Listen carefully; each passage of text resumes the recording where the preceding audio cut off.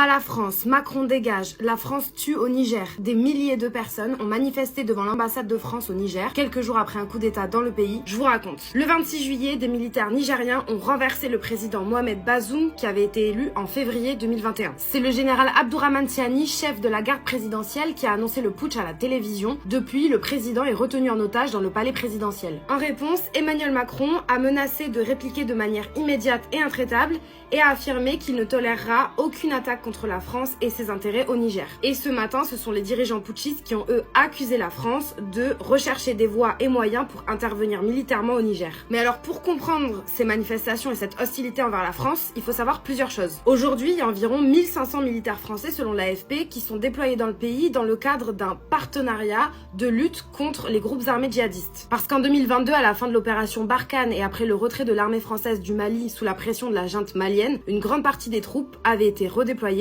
au Niger. Et en fait, dès septembre 2022, cette présence militaire, elle avait été contestée dans de précédentes manifestations contre ce qui était décrit comme l'armée coloniale Barkhane. Parce que cette hostilité, elle s'explique aussi car le Niger est une ancienne colonie française, indépendante depuis 1960, mais que pour certains, cette présence militaire, donc, elle est perçue comme du néocolonialisme. Ces dernières années, des mouvements de protestation similaires contre la France avaient aussi eu lieu lors de précédents coups d'État au Mali ou encore au Burkina Faso. Et le Niger, c'est le dernier pays du Sahel avec lequel la France entretient une relation stratégique qui est mise en péril par ce coup d'État. Stratégique aussi parce que la France voit dans ce pays des intérêts énergétiques et économiques. Le Niger, c'est le 3e producteur mondial d'uranium et l'uranium, c'est un minerai essentiel pour le fonctionnement des centrales nucléaires françaises. Et donc à ce jour, la ministre des Affaires étrangères Catherine Colonna, elle a annoncé la suspension des actions d'aide au développement et des appuis budgétaires au Niger. Elle a aussi déclaré que l'exfiltration des ressortissants du pays ne s'organise pas pour l'instant.